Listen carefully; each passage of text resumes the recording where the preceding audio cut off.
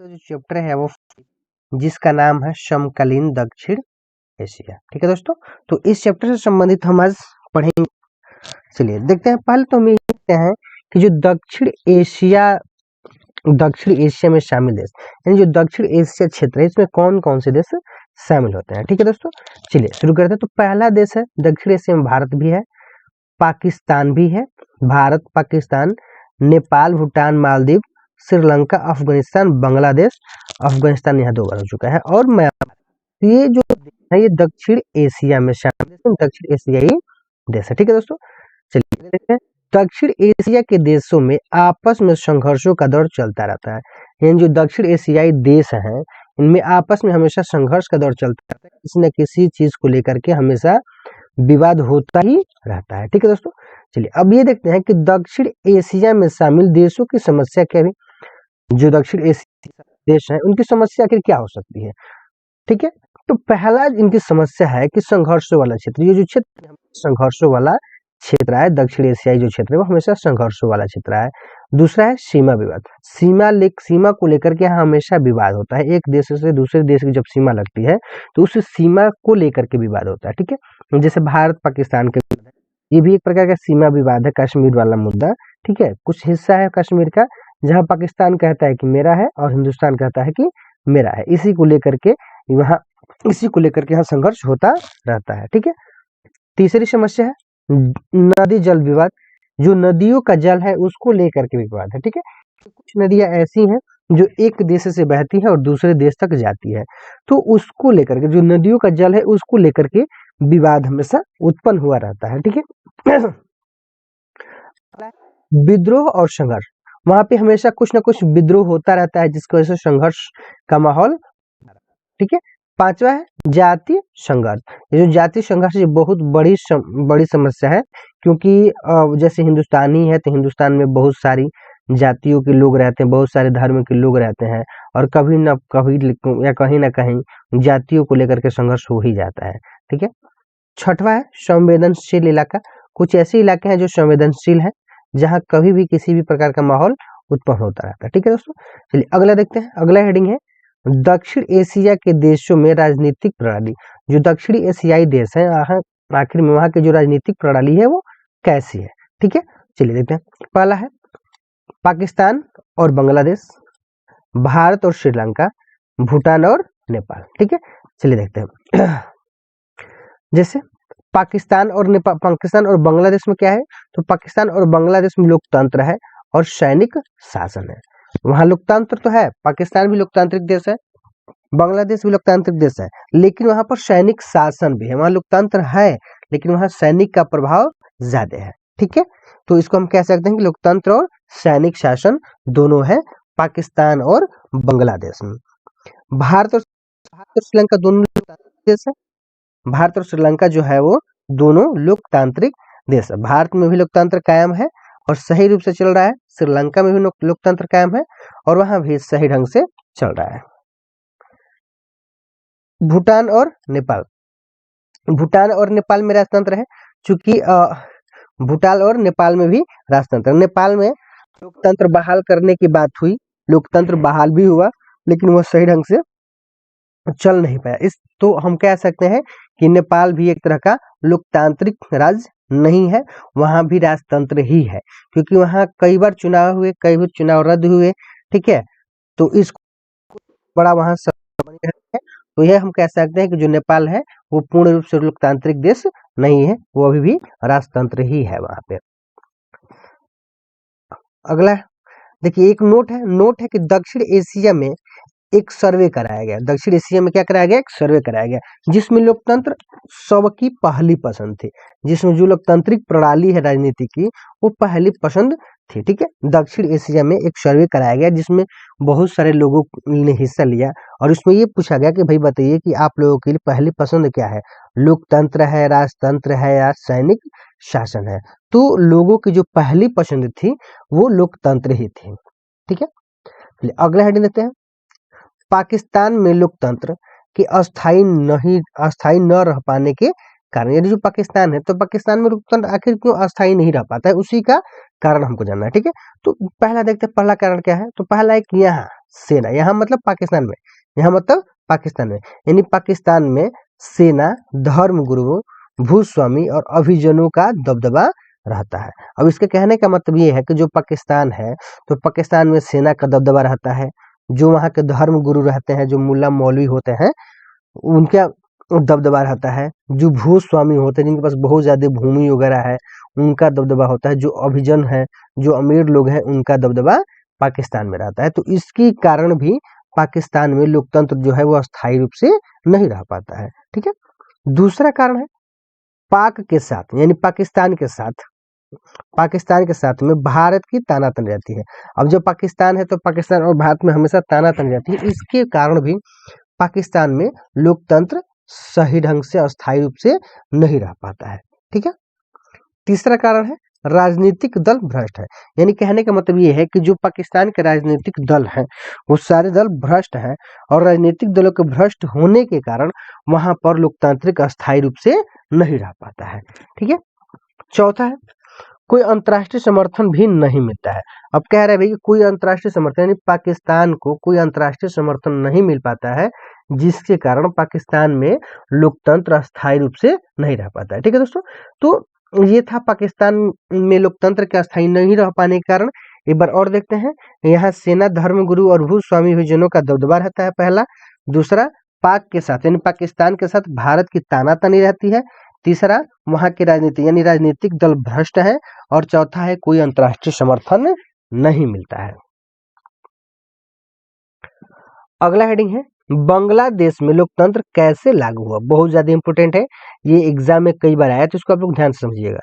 ठीक है, देखो, जिसे आज स्वतंत्र देश बांग्लादेश कहा जाता है, एक समय पर वह पूर्वी पाकिस्तान था।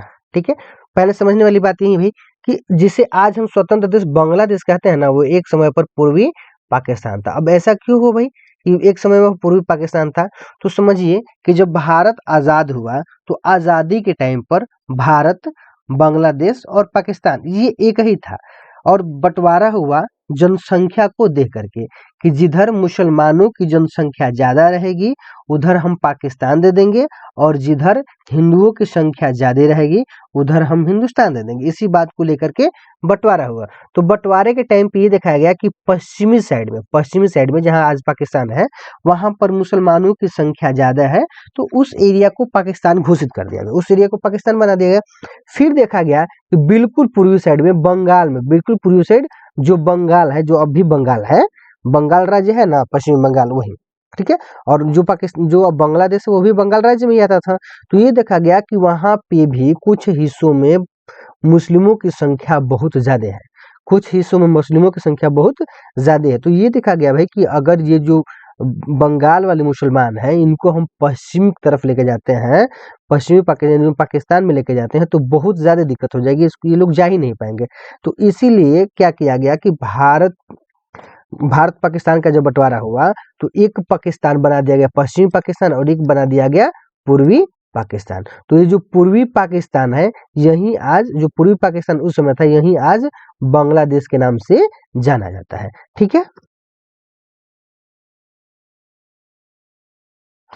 ठीक है दोस्तों, तो वो पूर्वी पाकिस्तान हो गया। तो पाकिस्तान के दो हिस्से हो गए, एक पूर्वी पाकिस्तान और एक पश्चिमी पाकिस्तान। चलिए अब देखते हैं, बंगाल और असम के हिस्सों को विभाजित करके पूर्वी पाकिस्तान बना था। अब देखिए यहीं पर क्लियर हो जा रहा है कि बंगाल, जो बंगाल राज्य था उसको, और असम के हिस्सों को विभाजित, और असम के कुछ हिस्सों को विभाजित करके पूर्वी पाकिस्तान बनाया गया था। ठीक है, पश्चिमी पाकिस्तान यहाँ दबदबा दिखाता। अब कह रहा है भाई कि जो पश्चिमी पाकिस्तान था वो पूर्वी पाकिस्तान पर दबदबा दिखाता था, तथा जबरन यहाँ उर्दू भाषा थोपता था। और जो पश्चिमी पाकिस्तान है वो क्या करता था कि पूर्वी पाकिस्तान पर अपना दबदबा दिखाता था, और पूर्वी पाकिस्तान पर जबरदस्ती उर्दू भाषा थोपता था। ठीक है, कि आप लोग उर्दू भाषा का प्रयोग करिए, उर्दू भाषा बोलिए। ठीक है, या अन्य चीजें जो काम है वो उर्दू भाषा में करिए, जबरदस्त है। ठीक है, चलिए अब आगे देखते हैं। यहाँ के लोगों ने इसका विरोध किया है। यहाँ के लोगों ने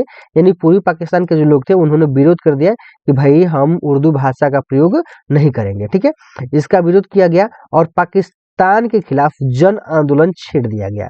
और कह रहे कि पाकिस्तान के खिलाफ यानी पश्चिमी पाकिस्तान के खिलाफ जन आंदोलन छेड़ दिया गया। क्यों जन आंदोलन छेड़ दिया गया? क्योंकि जो पश्चिमी पाकिस्तान था वो पूर्वी पाकिस्तान पर उर्दू भाषा थोपता था, पूर्वी पाकिस्तान पर अपना दबदबा दिखाता था, इसीलिए पूर्वी पाकिस्तान में एक जन आंदोलन छेड़ दिया गया। और इस संघर्ष का नेतृत्व यानी ये जो जन आंदोलन था, इस जन आंदोलन के जो नेतृत्व करता थे वो शेख मुजीबुर रहमान ने किया।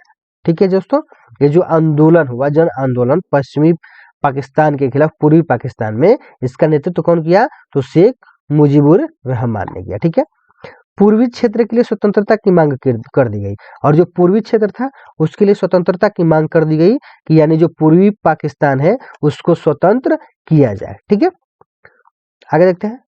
1970 के चुनाव में अवामी लीग ने पूर्वी पाकिस्तान की सारी सीटें जीत ली। अब देखिए कह रहे हैं कि 1970 के चुनाव में अवामी लीग जो वहां की पार्टी थी वो पूर्वी पाकिस्तान की सारी सीटें जीत गई। पूर्वी पाकिस्तान में जब 1970 में चुनाव हुआ तो वहां की अवामी लीग जो पार्टी थी उसने क्या किया कि सारी सीटें जीत ली। पश्चिमी पाकिस्तान के द्वारा शेख मुजीबुर रहमान को गिरफ्तार किया गया। अब कह रहे हैं कि पश्चिमी जो पाकिस्तान था उसके द्वारा शेख मुजीबुर रहमान जो थे इनको गिरफ्तार कर दिया गया। ठीक है, बंगाली जनता ने आंदोलन कर दिया। अब जब शेख मुजीबुर रहमान को गिरफ्तार कर दिया गया तो जो बंगाल की जनता थे यानी जो पूर्वी पाकिस्तान था वहां के जो जनता थे उन्होंने क्या कर दिया कि आंदोलन कर दिया। ठीक है, आंदोलन को कुचलने का प्रयास किया गया, और जो आंदोलन हुए थे उस आंदोलन को कुचलने का प्रयास किया गया। हजारों लोग पाकिस्तानी सेना के हाथे मारे गए, और जो आंदोलनकारी थे उसमें से हजारों लोग जो थे वो पाकिस्तानी सेना के हाथों से मार दिए गए, यानी जो पश्चिमी पाकिस्तान की जो सेना थी उसके हाथों से मारे गए। ठीक है, और बड़ी संख्या में लोग भारत पलायन कर गए, और बहुत ज्यादा संख्या में लोगों ने क्या किया कि भारत में आ गए। ठीक है, भारत के शरण में बहुत ज्यादा ही लोग आ गए। ठीक है, भारत में पूर्वी पाकिस्तान की आजादी की मांग का समर्थन किया, और जो भारत था वो पूर्वी पाकिस्तान जो था उसकी आजादी की मांग का समर्थन किया कि भाई अगर देश का बंटवारा हो चुका है, वो भी पाकिस्तान है, अब वो अलग राष्ट्र है तो उसको आजाद कर दिया जाए, वो अपने मन से अपनी राजतंत्र चला गया, लोकतंत्र चला गया, जैसी चीजें होगी वो अपने तरफ से अपने मन से सरकार बनाएगा, चलाएगा। ठीक है, तो भारत ने इस बात का समर्थन किया कि भाई जो पूर्वी पाकिस्तान है उसको आजाद कर दिया जाए। भारत ने क्या किया कि वित्तीय और सैनिक सहायता दी। अब भारत क्या किया कि पूर्वी पाकिस्तान को वित्तीय सहायता भी प्रदान कर दिया और सैनिक सहायता भी प्रदान कर दिया। ठीक है, 1971 में भारत और पाकिस्तान के बीच युद्ध हुआ जिससे भारत ने जीत लिया। अब जब भारत ने क्या किया कि भाई पूर्वी पाकिस्तान को वित्तीय सहायता और सैनिक सहायता प्रदान की, तो पाकिस्तान ने क्या कर दिया कि भारत पर हमला कर दिया, जिसकी वजह से भारत और पाकिस्तान के बीच में एक जबरदस्त युद्ध हुआ, और इस युद्ध में भारत जीत गया।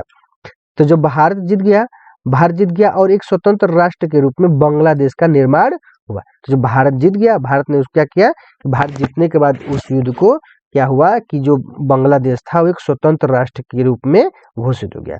स्वतंत्र राष्ट्र एक बांग्लादेश बन गया। जो पूर्वी पाकिस्तान था उसका नाम बदल गया, अब वो क्या हो गया कि बांग्लादेश हो गया। ठीक है, बांग्लादेश ने अपना संविधान बनाया।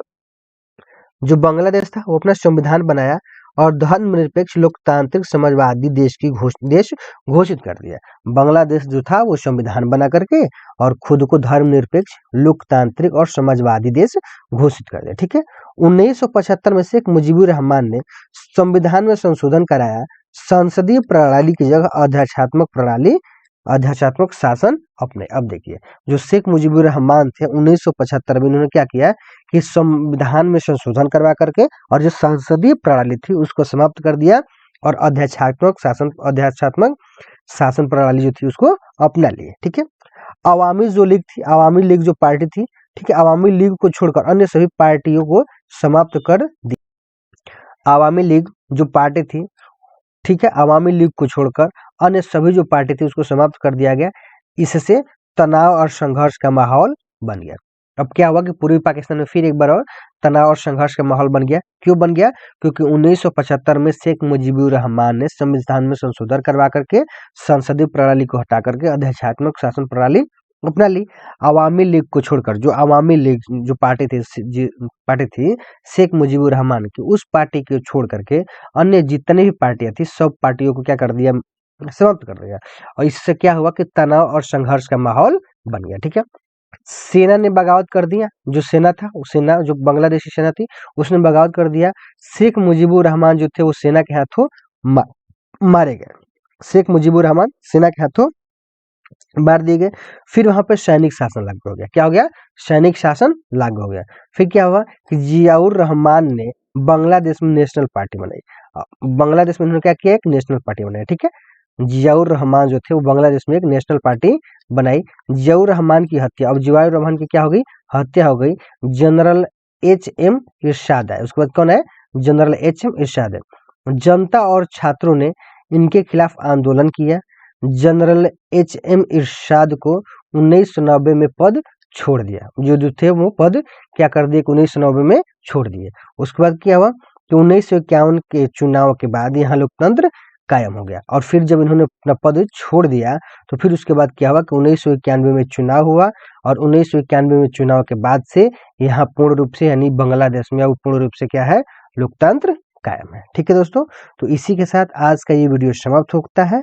आई होप आपको ये वीडियो अच्छा लगा होगा। अगर वीडियो अच्छा लगा है तो वीडियो को लाइक कीजिएगा, शेयर कीजिएगा, कमेंट भी कीजिएगा और सब्सक्राइब भी कीजिएगा। धन्यवाद दोस्तों।